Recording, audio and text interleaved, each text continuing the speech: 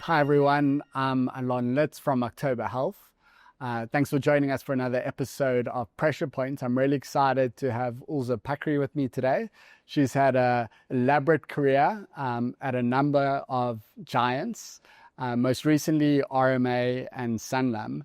But I'll leave it to Oelzah to give a full introduction of it later. But we're really here to talk about systems thinking and how you integrate that into your workplace culture to ensure that you can create sustainable and impactful well-being at an individual and organizational level. So with that, Oelzah, thanks so much for joining me. Thanks for having me, Alon.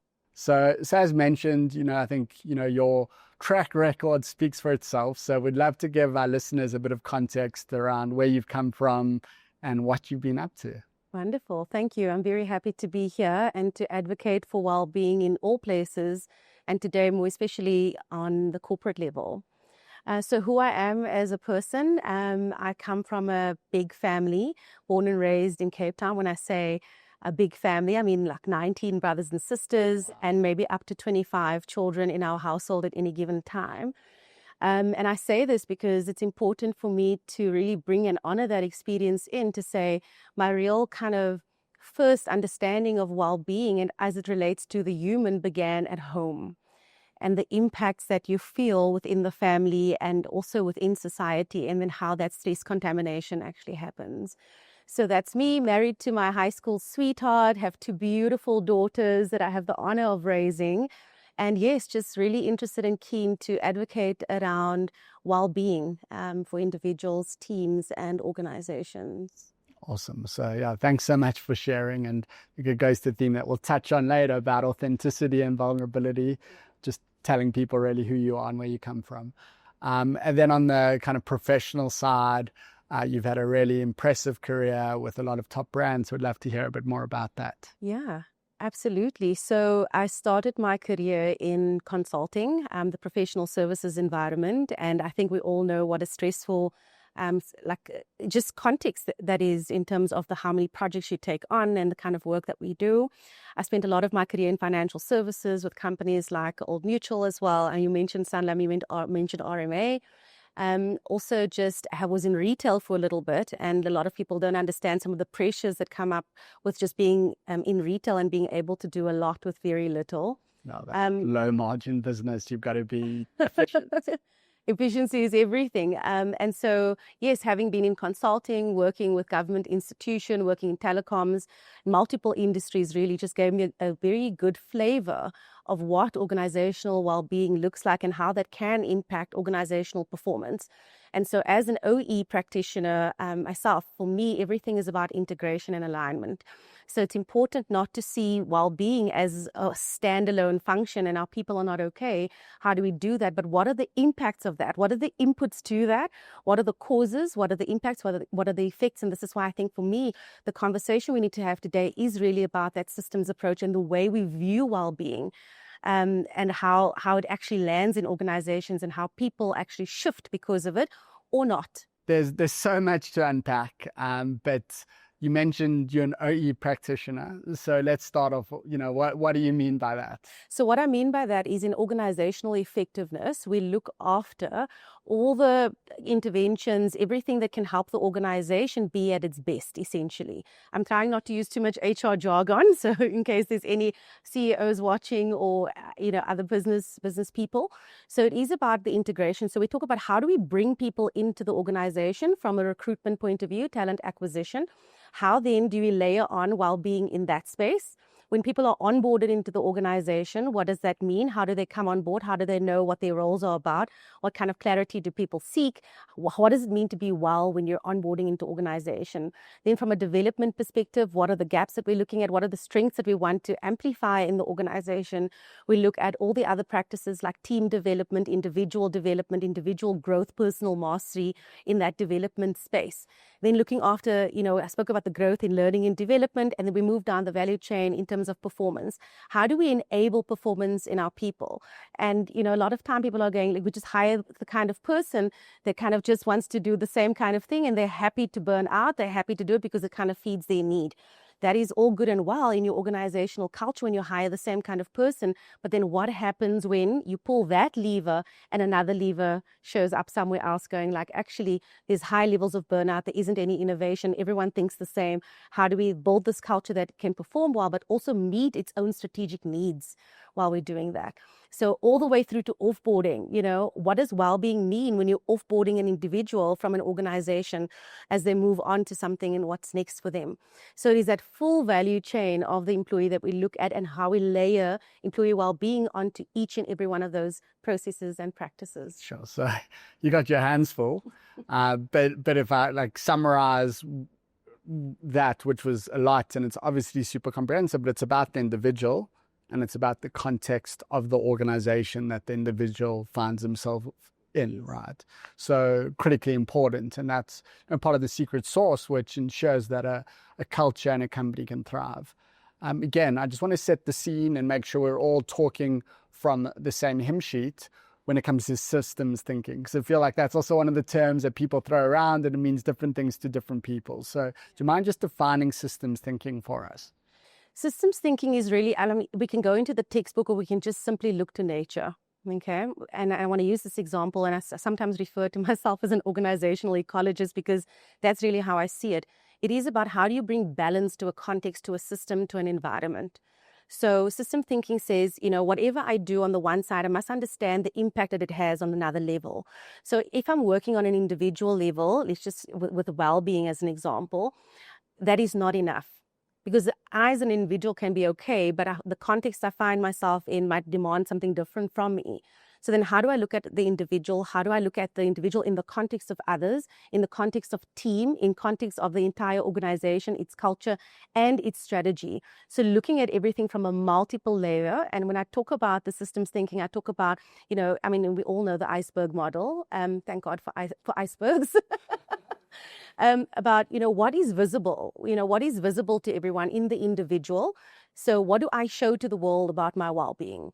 So I can come to work, I can be an employee that just, in my personality style, I could just smile and be okay with everything. And that's what I show.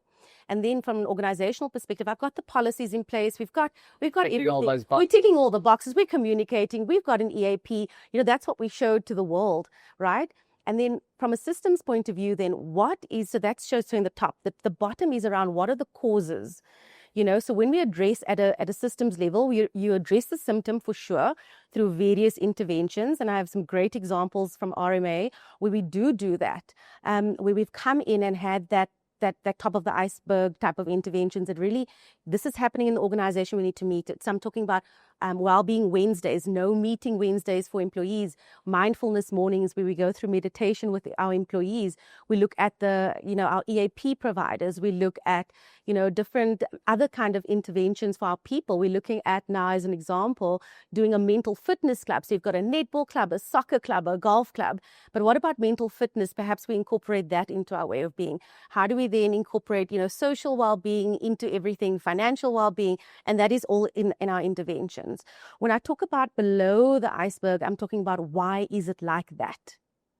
So if we say we need to find more psychological safety, we need to build trust in this organization, how does that then impact the well-being of employees? Yeah, so powerful. And it's, we didn't plan this, but we ran a report last year with Gibbs. Yes. And it was about workplace well-being in the context of South Africa. And the most interesting finding was it really just encapsulates what you've said, that traditional EAPs do not move the needle on individual well-being in the workplace. So that goes to your point around ticking boxes will not move the needle, right? But what does are the other 2 points that you mentioned around psychological safety and trust and leadership. And I think those are the hard things for businesses to get in right, because you can say the right things and you can tick the right boxes, but if you don't create that authenticity, then you're not going to move the needle and you're not going to achieve those objectives. And that's your speciality, right? It's about how do you create that authenticity? It's the authenticity for me, and then it is setting a great example and the embodiment of everything that you say. So even if you're working and you're doing everything, you're providing a gym facility to employees, you're doing all of those kinds of things, how authentic is this organization in the way that we embody it, in the way that we live it, in the way that we integrate it into the way we treat our clients, what we say about our brand, the way our employees really feel when they come to work in the morning? You know, what is that feeling in their bodies? Is it tense in the gut? You know, when they need to speak, do they feel empowered? Is their voice constricted? Are they not able to say what needs to be said? And so finding out what those things are for me, and either through, organizations, we love our surveys, but staying with that data to say, that's one point of data collection for us. Then the second point for me is that's the cold data. We already know that. And today it might be different from tomorrow, and that can shift. But in the moment, in my authentic self, with my own personal integrity and how I live that in an organization, how do I embody the things that I say? So if I as a leader say, please don't send emails, the policy said no emails after 7 at night or whatever it is, how do I embody that? How do I lead by example? How do I bring everything that we say on paper and bring it alive? So if I say to you, listen, so we've got a lot of back pain in our organization. Please, in meetings, we have 3 to 4 hour meetings at a time. You're sitting constantly. Please feel free to get up and move around, move your neck, take a breath, take a break, and incorporate all of that. We can put it in a framework. We can do anything we want. But if people aren't watching our leaders do them, if a leader doesn't stand up and go like, whew, can we take a 5 minute? Because this was a lot, how then do we follow? There is no leadership without followership, and how we get our people to follow us is through that authenticity in our sense of being. So if you find me in my office, and many people have, in a yoga position, or I'm taking a 2-minute meditation because I'm just on to the next, how do I make that normal and not weird? Yeah. It's just part of your daily practice. It's part of integration. It's part of my growth. So understanding something intellectually, so the knowledge is power, yes, understanding is everything, but embodiment will really bring it all to life. Yeah, so I think the theme that you're talking about there is this one of congruency, right? That what we say and what we do are congruent.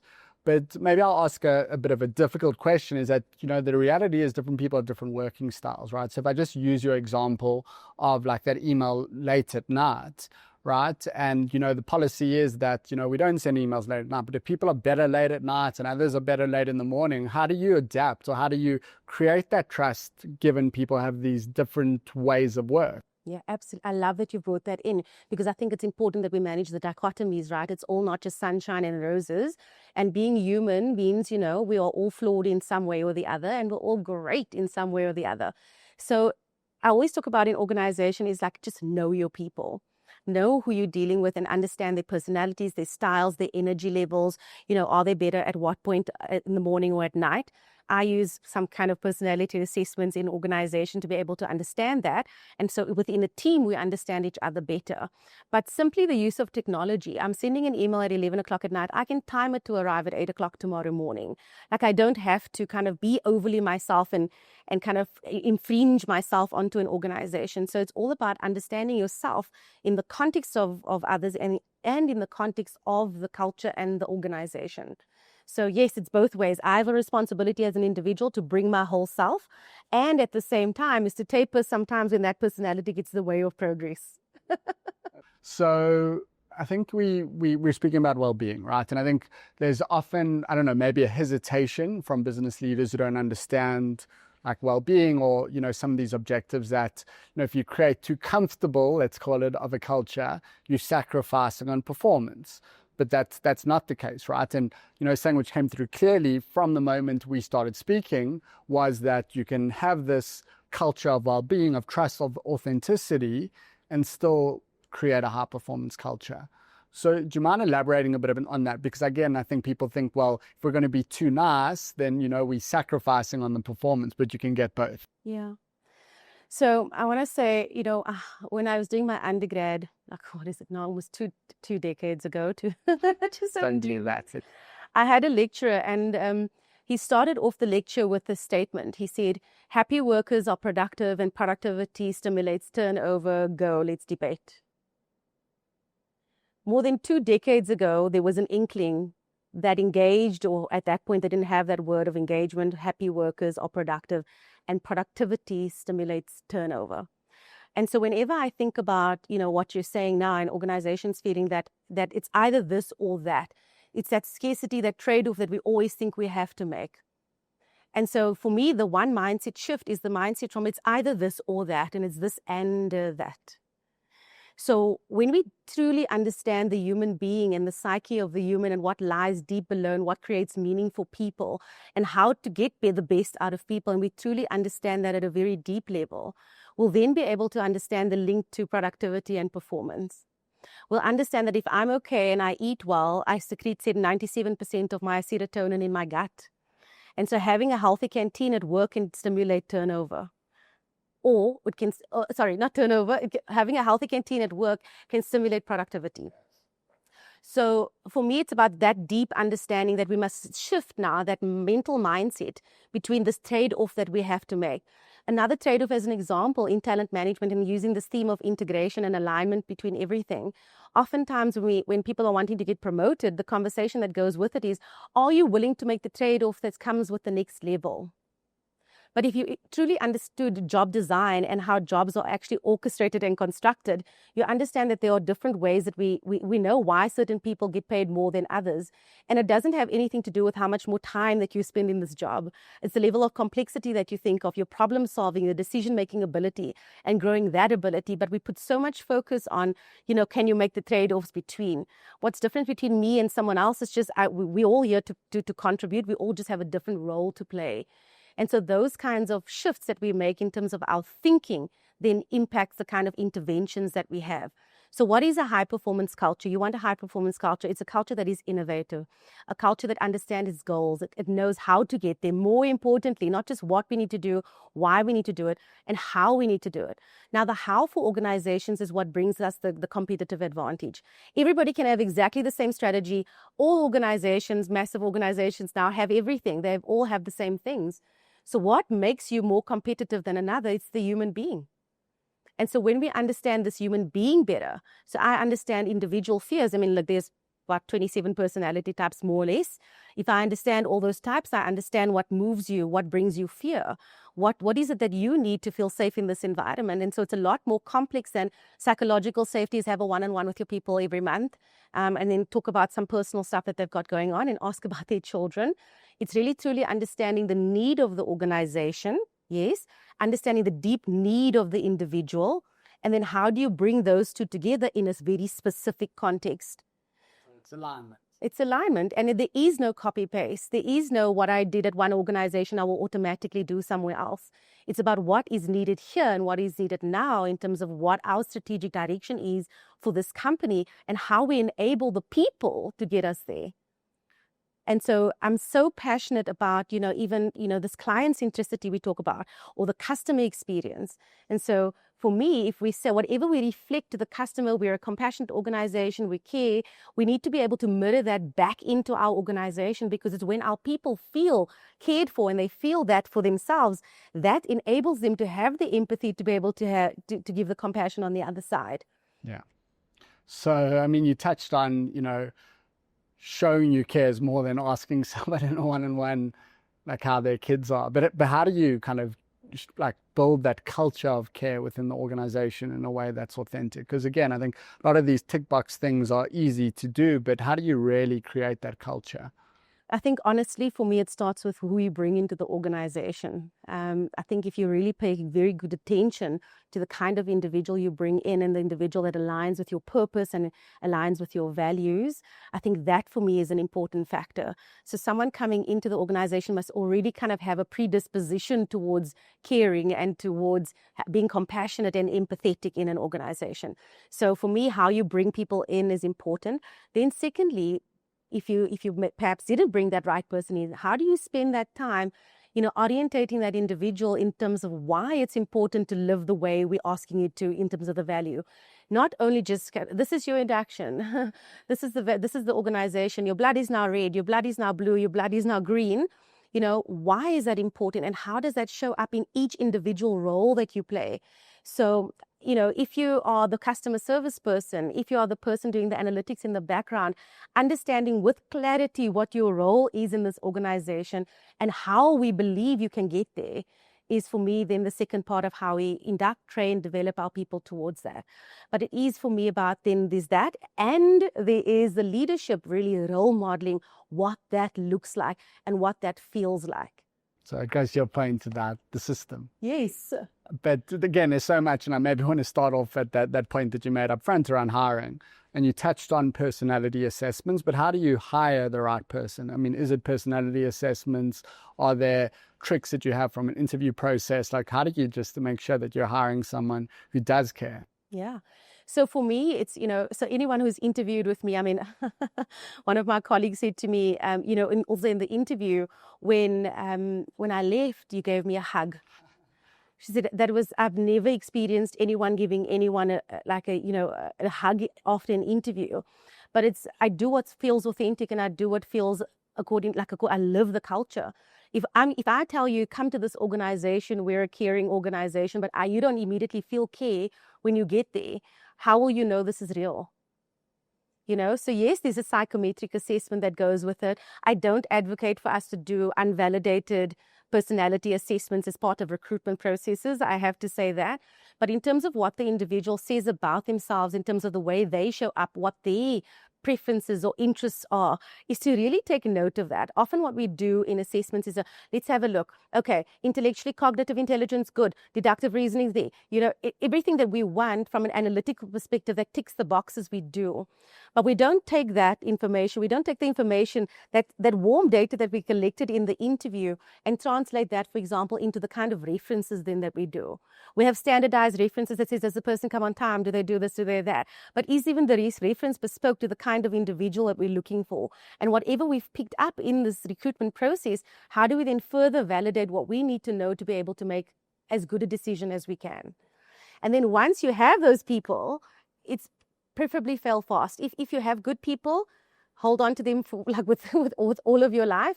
But if you find that you don't have a fit, as soon as possible, you need to be able to fail forward and move on from that and be able to do that, because people who come into a culture who can't live it do way more damage than necessarily going back to market. So yes, all the effort into finding the right person. If we don't, fail fast, fail forward, and move through it. Yeah, love that.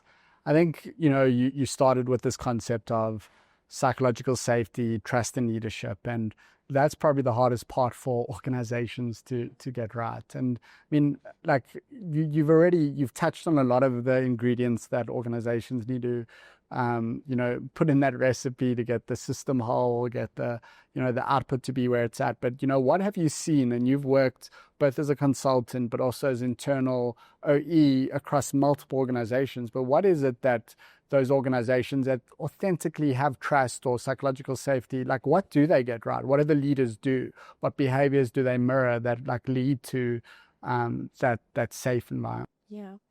I think the first thing in organizations where I've seen, and I can't say that an organization will get trust right.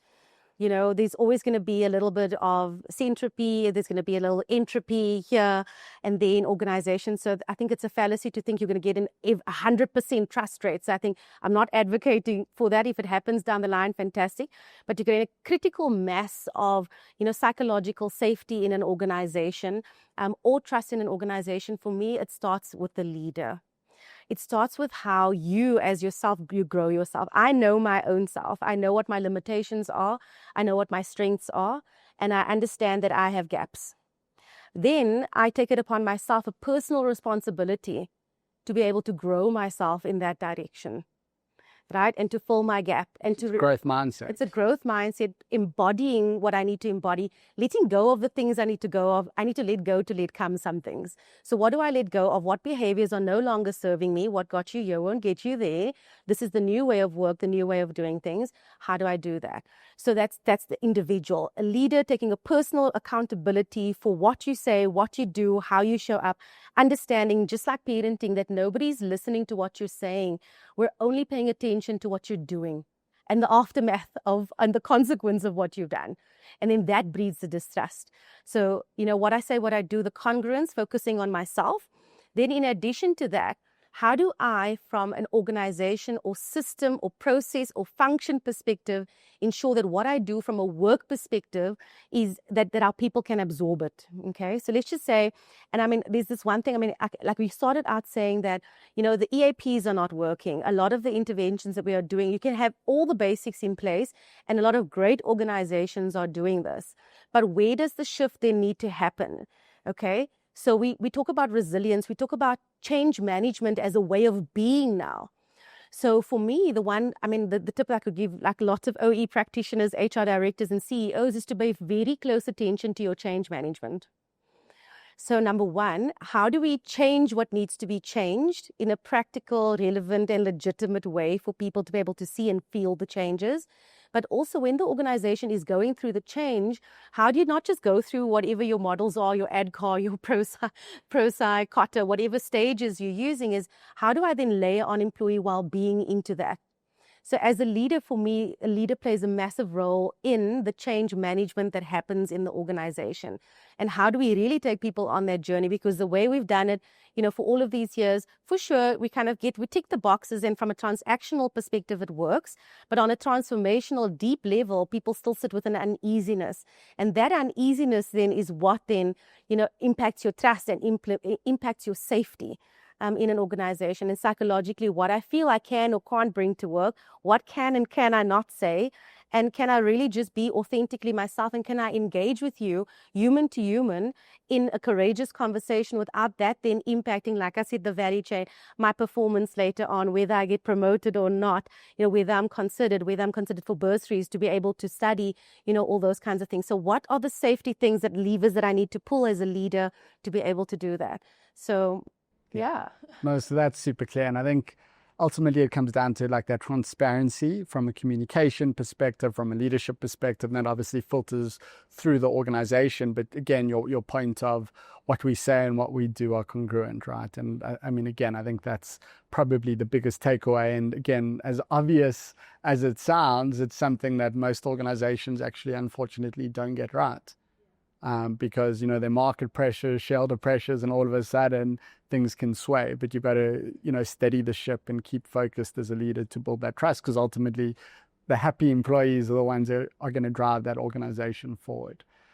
So as we draw to a close, I think something which we spoke about earlier before the podcast was this concept of individuals being diverse, and you know, mental health being a spectrum, or well-being being a spectrum, and different people need different things. And I really just want your input on this as we close, because you can't take a one-size-fits-all approach, right? And as a systems thinker, it's obviously something that you've thought about. So I'd love for you to share your view on that. Yeah. So it comes down to understanding each individual and what their needs are. So, I mean, yes, we can do the blanket approach. Everybody gets the standard. I want to come back to parenting again, right? Sameness doesn't mean fairness. Sameness doesn't mean that we're going to get to some kind of a solution. So it's understanding the individual where they're at. So when you're looking at well-being, you have to look at an individual and do a kind of like a market segmentation around it. Okay. So I'm a new mom. I've just come back from maternity leave. My needs from a well-being perspective is very different to a graduate that's just come in from university. So understanding that I need to integrate back into work, I need a little bit more flexibility. My headspace, my emotions, my hormones are imbalanced. What does this individual need to be okay versus the next person, versus the executive that has a stress level that is very different from, you know, another kind of employee. So for me, it's understanding what is and coming up with bespoke solutions that will meet the need of the individual or a cohort of individuals that are going through something similar. At Old Mutual, as an example, we had like a My Parenting program for moms and dads coming back and integrating back to work. What is my social need there? What is my financial need? And then if I am an executive, what is my need there? And when we look at even the financial need as an example, it's not just about, you know, okay, you need to budget differently. Let me put you in front of a financial advisor and let's see with what you have. It talks about deeply within the individual. What is my money personality? What has impacted me culturally to be able to behave like this so that I don't have money at the end of the month? And so understanding that some people might need a tick the box, meet with a financial advisor. Someone else maybe have to go a little bit deeper into that iceberg to truly understand what drives their behavior that they keep finding themselves in the same place all the time. And so with that, then maybe you need a coach, or you need a mentor, or you need someone else, or different kind of intervention to unlock what that means for you. So paying deep attention to individuals and sawbonaing everyone. See them, see their needs, see their fears, see their motivation, what drives them. And that will give you an inkling on how to keep each individual well in their own right. Yeah, I love that. And I think it also just goes back to your point around that continuous growth mindset for managers, empowering them so you can scale your impact, right? You're a small team, and if the managers are not living those behaviors and they don't have the skills to support a team with diverse needs, you're never going to be able to filter that change through the organization. Absolutely. And I will say that even if you get to that point where the manager has all the skills and the knowledge to be able to do it, they themselves might have a blocker to be able to embody it. And then you got to work with them. And then you've got to work with that manager. And so there's leadership, but there's also followership, and there is not one without the other. And so we've always got to manage all these dichotomies and these tensions that we have in organizations as we pull our levers. Awesome. Well, so much more that I think we can chat about, but really love the conversation, learnt fortune. And if I have to summarize a few key points, and there's a lot, it really comes down to creating that congruency between what we say and what we do, creating an environment where there's transparency, but that needs to feed through in authenticity. Again, what we say and what we do, empowering managers, seeing people as individuals because that's what they are, and really ensuring that the whole organization is aligned to that overall goal. And I guess you got to think about the bigger picture all the time, right? So what problem are you solving? And knowing that that problem fits within a broader ecosystem as that ecologist. Absolutely. Awesome. Well, thanks so much. Thank you for your time. Awesome.